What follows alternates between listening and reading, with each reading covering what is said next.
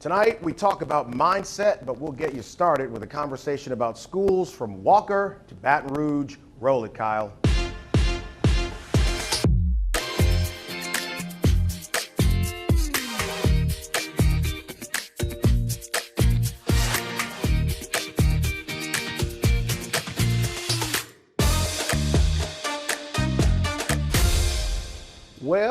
Well, back in the kitchen again. I just can't help myself.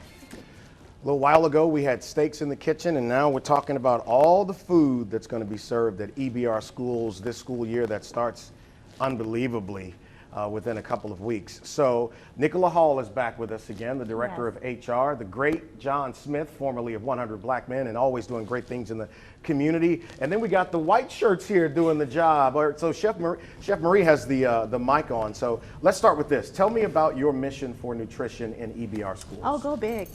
Go big. Trendsetters. Yeah. You know, you guys know Dr. Narcisse, right? Go big or go home. And we are the trendsetters, and we're starting with child nutrition in addition to with instruction. So he believes provide more options for students. And that's what we're trying to do, is to provide more options for students, not just on the instructional side, but as meal options too. Okay. Okay. I mean, chicken and waffles, McNuggets, although I just heard somebody got $800,000 for letting the McNugget fall on their thigh.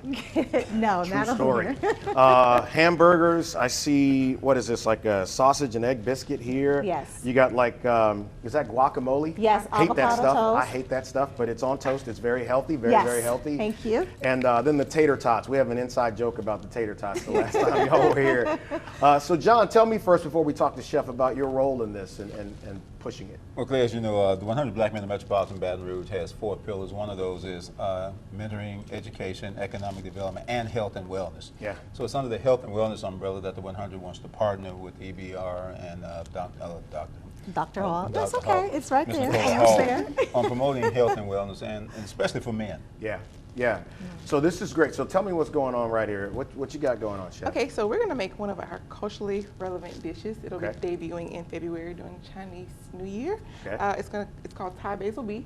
Okay. So if you don't mind, I'm going to get started. Please Okay. get to business. All right, so we're just going to brown some lean ground beef Okay. here. Now, are you going to taste this? He better. The last time you said you were going to. Don't threaten me with a good time. But All we right, do so, have EBR students. you know, as the well. interesting thing is you brought up nutrition for kids.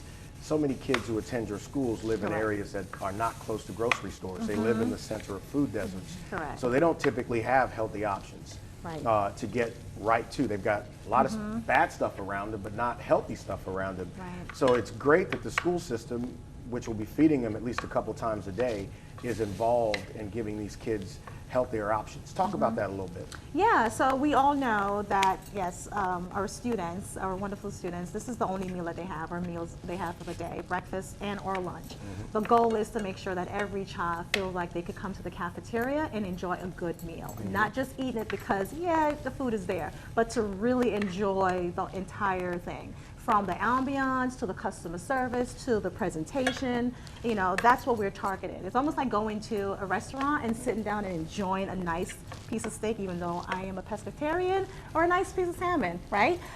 You're paying for it, but you want to enjoy the experience. And we're really trying to rebrand child nutrition and just pushing out hospitality and focusing on, you know, nutrition and colors and fresh fruits and vegetables, etc., and to improve the way kids eat and the way people see child nutrition.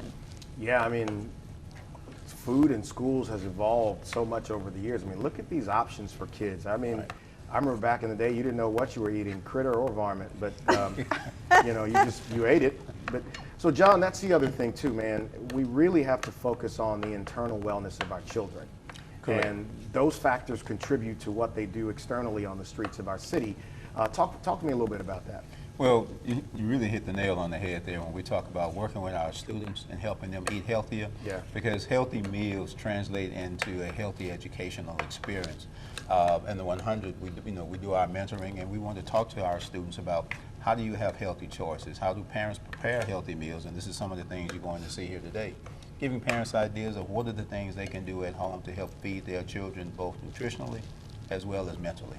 So where is this evolving to, Nicola? I know that we did this a few months ago when y'all were here, and we Yes. talked about this, and it's still evolving. Yes. What is the next iteration of this? So the goal is to incorporate farm to school. So I'm going to pitch it to James in a few seconds. Well, he's not wearing a mic, so you're Oh, gonna he's have to not, tell so I'm us. going to pitch it. Okay. So the goal is farm to school, right? We want to share out that there is more to food than just what you see on your tray Yeah. or your plate. It comes from somewhere, right? So we have school gardens and we have community gardens. You can see my eyes are getting bigger and I'm excited about it.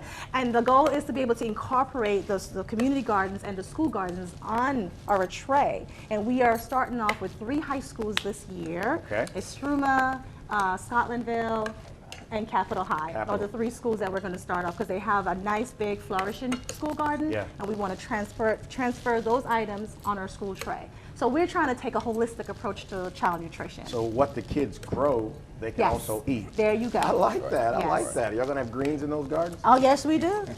The right Listen, greens. Which schools again? I'm asking for a friend. All right.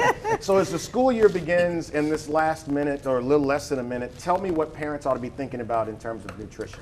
Do not pack lunch. Let us offer the meals for you, breakfast and lunch. Okay, Right. the meals, the menus will be offered online. You could see online to see what the kids want, and we have separate menus for K through 5 and 6 through 12.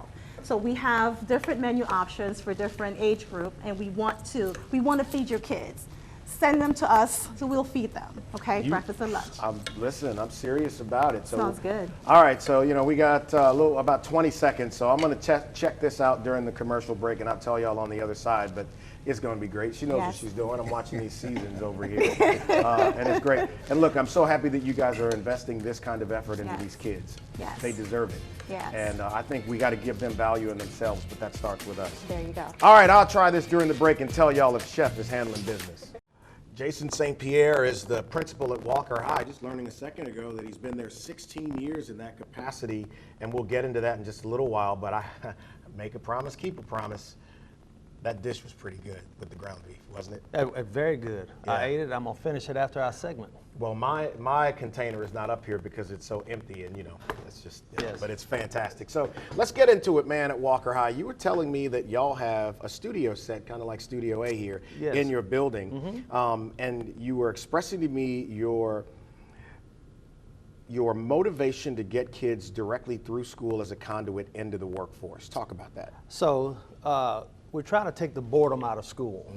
Kids go to school at Walker High, being there for homecoming, prom, and social reasons. So we have to get kids trained. One of those training grounds is our studio. Yeah. So we have a former student here that's going to hopefully be the weatherman in the mornings. We have You in the building right now? yes, Who? Balin Rogers. Oh, so wait. Balin, I don't know if he's in here Okay, right now, but he's all going to right. be the weekend guy. Okay, all right. But so we have students that work for the SEC network, Yeah. and we film our games live on Right. WBRZ Plus. So Right. we're very familiar with this. But if I have a show called Principal Talk Yeah. that I go around to different schools around the state and showcase what principals are doing. Right. So we want to get kids immersed into TV production in front of the camera and behind the camera, so we make them qualified to go to work. Yeah. Once they graduate from high school, it could be part-time, it could be full-time. Yeah. But we want to get that, so we want to make it a conduit and bring business in, where business will invest in our kids and our school, and then they'll turn around and employ those kids and train them while they're in high school. So effectively, the training cost for the company is zero because Right. they're doing it on a high school campus. Well, we talked about this during the break, and that is using high school to get kids to the workforce doesn't necessarily mean a 4-year institution, right? Sometimes it could be a technical school that enhances their talents where they can go into the workforce, and maybe they end up at a 4-year institution down the road, because we've had kids go to college and get degrees that they end up not using. Correct. And you spent the money on something that you got to go back to school for to do again in a completely different area. How do we fix that? I think we have to give opportunities to students in high school. Yeah. And I think we have to invest in our kids in terms of opportunities. So what opportunities do they have at most high schools? Do they have TV stations? I have a drone academy. I have a Yeah. sit down and eat Papa John's Yeah. restaurant. Yeah. I have a culinary program. You have a Papa John's restaurant on in my your school? campus. So let me ask a question. So kids in EBR are eating all this great beef and chicken and waffles. You got a Papa John in your school. What the hell took school so long to come up with this? Let me not Well- make this about me. So let's go back to you. Talk about Well, let me say this about the school food services here. It's open after school, so we cannot Okay. compete because they're over there they're having heart palpitations over there going. So it's not open during school because we can't compete against the cafeteria. So No, but I think that's wonderful. You know, I joke about it, but I think that kind of investment into that part of it, even in the cafeteria, like we just saw with EBR, is what you have to do to make it more of a place kids want to be. Well, to talk to the business and the kids. I mean, the kids are bored at school. Yeah. And so we're doing worksheets, watching YouTube channels Yeah. and different things in the classroom. Kids need to put their hands on something, manipulate something, Yeah. and that's real world. I tell our kids all the time, as a kid, I was growing up watching Mr. Rogers. And Mr. Rogers went to a place called the Land of Make-Believe. Yeah. And I call that school because Yeah. kids want something they can have that's tangible, they can put their hands on. Yeah. And so whether it's a TV camera, a cooking show, we have our own sports medicine clinic. I have my own Neighbors Federal Credit Union where my kids work it. It's open today, 9 to 5. I have my own Nike store. And I invested, and now I'm a vendor, and I'm a franchisee of PJ's Coffee. Let me tell you, that's one of the things that I enjoy most about having public schools on the show. They just saw the work that EBR is doing and talking about what you're doing. I think people need to understand that these investments are still being made in these kids, even through the public school system. So listen, if people want to learn more about Walker High, I got about 30 seconds. Tell me, give me your elevator. So you can go to walkerhigh.org. We have our own app. You can go to an iPhone or Android, download our free app. You can see everything about Walker High. We have a live feed to Facebook. We're on Instagram. We're on Twitter, and we're on LinkedIn. And we have a public group on Facebook because we have so many people that are following us. So if you have if Jason St. Pierre at jason.stpierre@lpsb.org, you can email me or you can message me on Facebook Messenger. And if you want to visit the school and come see what's going on. Wow, let's get your mind right next. Yes. Oh, this is one of my favorite people in all of Louisiana, actually anywhere. Bishop Charles Edward Wallace, pastor of Oasis Christian Church, right over there on East Brookstown, right near where the Inspiration Center will stand in the very near future. My friend, how are you? I'm doing great, Clay. How are you?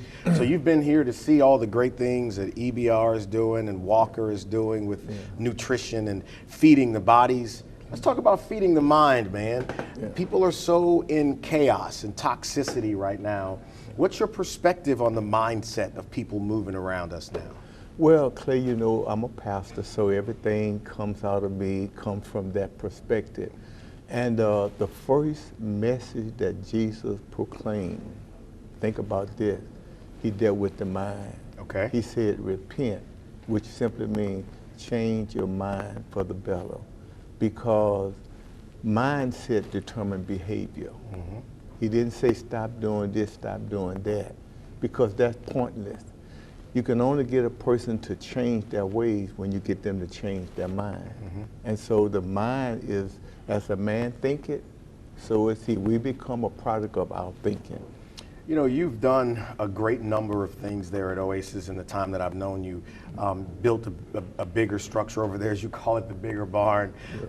Purchased some land behind where the church is to do some expansion for the community.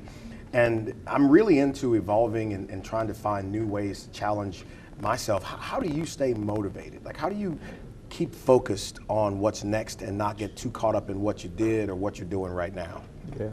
Well, I often tell people the worst place to be is where God used to be. When we're always looking back, it hinders our forward progress. What helps me is to continue to do something. We were created to wear out and not rust out. So every day I get up with something to do.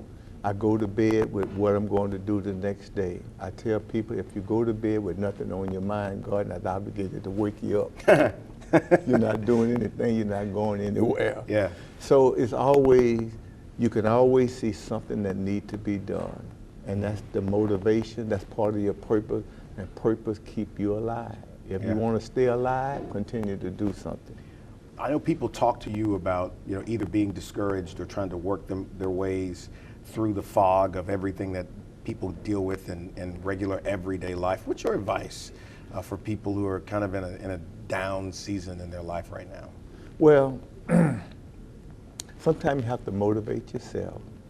Again, your purpose keep you alive. We all have these ups and downs. I call it spiritual depression. You got to overcome it, persevere. That's what life is all about, spiritually, naturally, in every way. You got to keep pushing, keep grinding, keep going. You have to encourage yourself and surround yourself with people that will encourage you and lift you up. We all need that kind of support. Let's lean in on that one right there about your circle, Yeah. who you surround yourself with. I remember way back in school, somebody told me, show me your friends and I'll tell you your future. Yeah, yeah. So let's talk about the circle, guarding your circle and paying attention to who's in it. Well, you know, association brings about assimilation. You become a product of your surrounding. Yeah. And so the Bible say, how can two walk together except they agree? So your friends usually find you on the same path that you're traveling because you're all going the same way. If we're going in different directions, we become a distraction to each other. So 3 things I say a person you have in your circle should be able to do in your life. First of all, they should add to your life. Your life should be better as a result of them being there. They should protect your life. That is, in your absence, they won't let anybody assassinate you. They'll stop them. Protect your character. If they don't protect you in your absence, they won't protect you in your presence. And then the other one is that they should correct your life. Okay. You should have people in your life that love you enough to tell you When about you're the wrong. error of your way. Listen, I want to pick Bishop's brain about leadership and being optimistic and how we can teach our children to be optimistic and not so pessimistic in this world where people are ripping people apart. Bishop Wallace is the pastor of the Oasis Christian Church, and we'll be back with him in just a moment.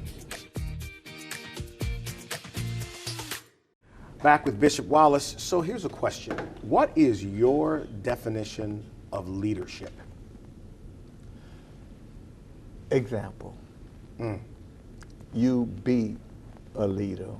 You don't talk leader, you be a leader. Leader lead. And you lead by example. I get that's a biblical principle. God never asked us to do anything that he didn't do. Jesus got baptized in the Jordan River. Naaman didn't want to get baptized in the Jordan because he said the water was dirty. But it was clean enough for Jesus. So we lead in our church, in our family, we lead by example. We get there and we show them how to do it. Yeah. And that's how you inspire other people to follow you. How do you impart, or can you impart leadership traits in children when they're very young, even outside of just the example you set? Because sometimes they, depending on the age, they may not understand certain decisions that have to be made. How do you impart leadership early?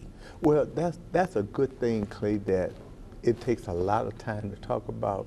But parents usually don't recognize the leadership in their children until they get a certain age. Children begin to display leadership at a very early age. Okay. And so what we should do is nurture them in that particular area. For an example, if your child is always bringing home a stray dog or stray cat or want to find a frog, you may have a zoologist in the house. Right. But you telling them if you bring another one in, I'm gonna, and you might be killing a dream. Right, right. You see, so they always want to jump and run. You may have an astronaut. Yeah. And you saying to them, if you run out of this or jump again, so we have to be able to look at them, and I think that's what the Bible means, say train them up when they're young. Yeah. And then when they're older, they won't depart from it. You actually point them into the direction. That word train actually means lead them down the track.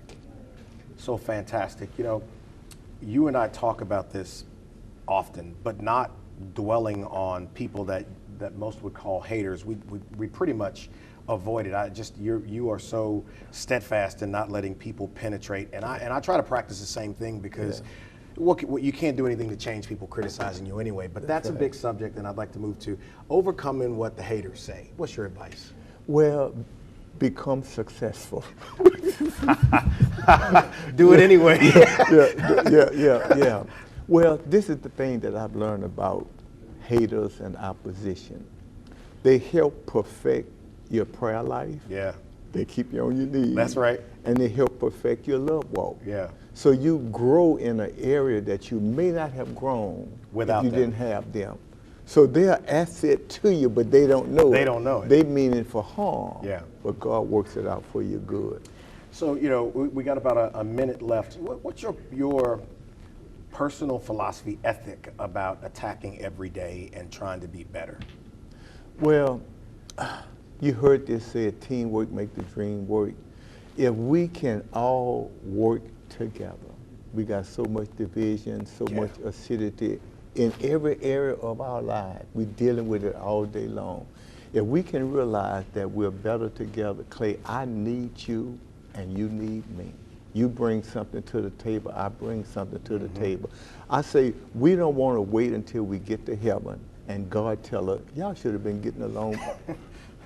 This didn't make no sense at all. Right. And we realized it then. Let's realize it now. Let's work together, work in a harmonious way, and we could change our city, our state, and eventually change the world. 20 seconds, Wes. I got a little more time? Okay, I want to tell a story. Right before the flood of 2016, right after Alton Sterling was murdered and those police officers were murdered, Cedric Richmond and Garrett Graves pulled together a group and they asked me to facilitate a conversation.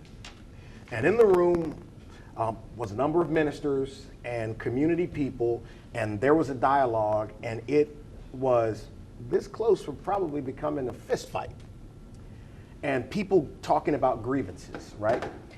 And then Bishop Wallace got a chance to speak and talked about division and talked about not leaning into division, not even being around people who speak divisive language. And the whole room got quiet, and the energy of that entire room changed. I was in there, I saw it myself.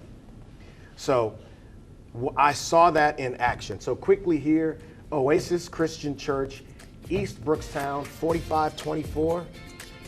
East Brookstown. Right. I need to go see Bishop. I'll have you back, Bishop. Thank you, sir. Thank you, All right, Clay. All see right. y'all next week. Okay.